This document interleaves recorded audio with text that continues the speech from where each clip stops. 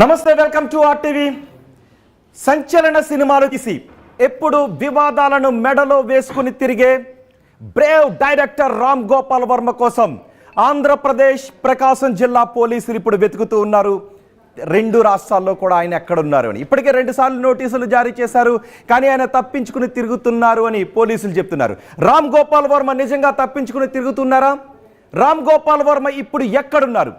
Yes, Ram Gopal వర్మని ఇప్పుడు నేను RTV స్టూడియోలో మీకు లైవ్గా చూపించబోతున్నాను. రామ్ గోపాల్ వర్మ ఆర్టీవీ స్టూడియో అన్సెన్సార్కి వచ్చారు. రామ్ గోపాల్ వర్మను ఇన్వైట్ చేద్దాం. రామ్ గోపాల్ వర్మ గారు, వెల్కమ్ టు ఆర్టీవీ అన్సెన్సార్.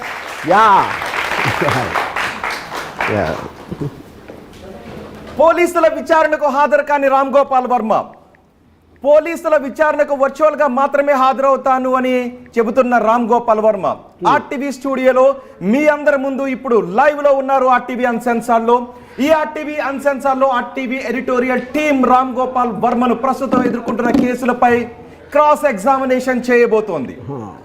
సో మీ అభిప్రాయాన్ని కూడా కమెంట్ బాక్స్ లో లైవ్ గా తెలియచేయండి. క్వశ్చన్స్ ఏమైనా ఉంటే కూడా అడగండి. సో నేను రామ్ గోపాల్ వర్మతో మాట్లాడతాను. రామ్ గోపాల్ వర్మ గారు, ఎలా ఉన్నారు? మీ దయ వల్ల బానే ఉన్నా. మా దయ వల్ల బానే ఉన్నారా, లేకపోతే ధైర్యాన్ని చూపించే రామ్ గోపాల్ వర్మ అరెస్ట్ భయంతో పోలీసులను తప్పించుకుని? ఇప్పుడు ఇక్కడ మీరు చెప్పిన దాంట్లో ఒక 2 రాంగ్ ఫ్యాక్ట్స్ ఉన్నాయండి. ఒకటి, పోలీసులను అరెస్ట్ చేయటానికి వచ్చారు అనేది మీడియా చెప్తుంది, అది నాకు పోలీసులు చెప్పలా. ఫస్ట్ నాకే కాకుండా పోలీసులు మీడియా కూడా చెప్పలా. నేనేదో ఎక్కడ చూడలేదు.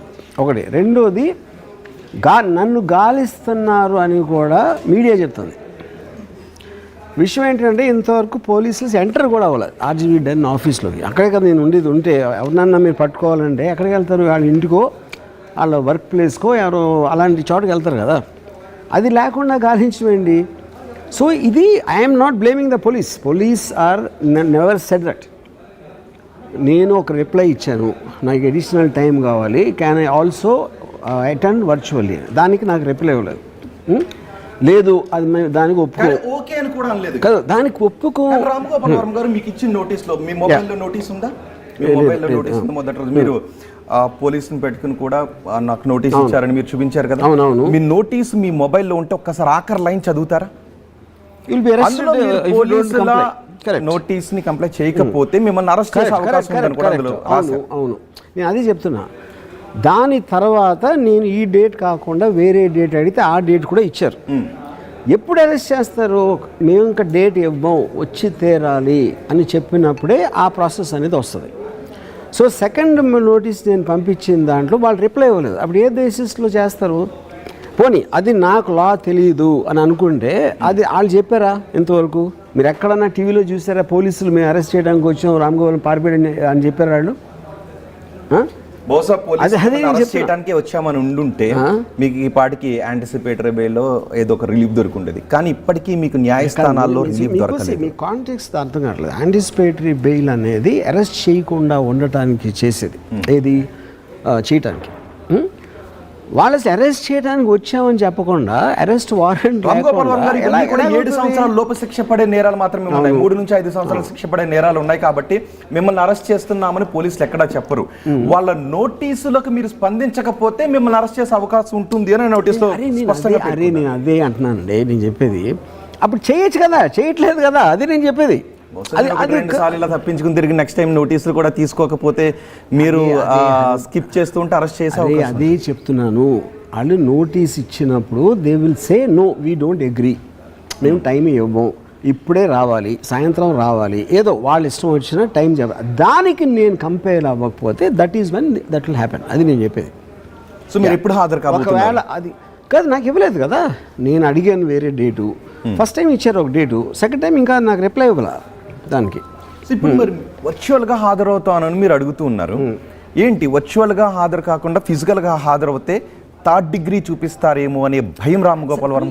ఏంటి ఎంత రిడిక్యులస్ అంటే, first of all 3rd degree అనేది లాలో అవైలబుల్ కాదు. I mean it is not an admissible thing. 3rd degree అనేది ఎవరు చేయరు, తెలియకుండా చేయొచ్చు. అది అయినప్పుడు అది చూసుకుంటాం కదా. 3rd degree is not a provision in the law, only custodial questioning. Okay, ఆ క్వశ్చనింగ్లో వాళ్ళకున్న process I can't speak for them, వాళ్ళు ఏం చేస్తారు ఏంటి అని.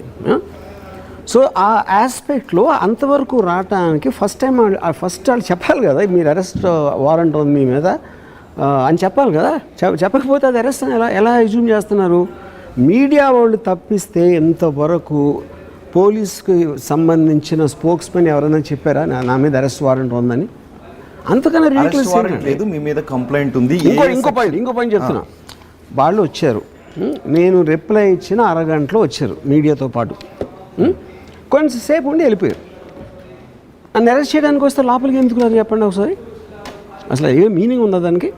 So which means then maybe they never had an intention. నాకు తెలీదు, I can't speak for them, అది వాళ్ళు చెప్పాల్సిన answer.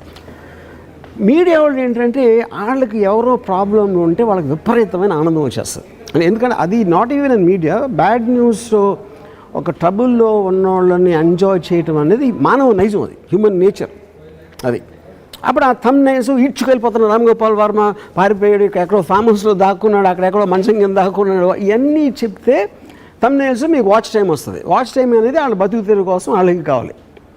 Okay, so that is రెండోసారి నోటీసులు ఇవ్వడానికి వచ్చినప్పుడు మీరు డెన్లోనే ఉన్నారా పోలీసులు బయట ఉన్నప్పుడు?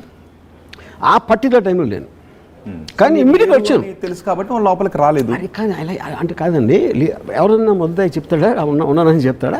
మీ మెన్ ఏం కామన్ సెన్స్ లేకుండా. అది కాదు, మీరు ఒకరిని అరెస్ట్ చేయడానికి వచ్చారు, అరెస్ట్ చేయడానికి కాదు, నోటీసులు ఇవ్వడానికి వచ్చారు. అరెస్ట్ నోటీస్ అది చెప్తున్నా, నోటీస్ ఇవ్వడానికి రాలేదు. నోటీస్ ఇవ్వడానికి మళ్ళీ అరెస్ట్ ఎందుకు అంటున్నారు? అప్పుడు పోలీసులు చెప్పలేదని మీరే అంటున్నారు కదా అరెస్ట్. అరే నేను అదే అంటానండి. ఇప్పుడు అందులో పోలీసులు కాదు, ఇప్పుడు మనం మాట్లాడేది ఆల్రెడీ నేను ఆ పర్టిక్యులర్ కన్సర్న్ ఆఫీసర్కి నా వాట్సాప్ తోటి పంపించాను.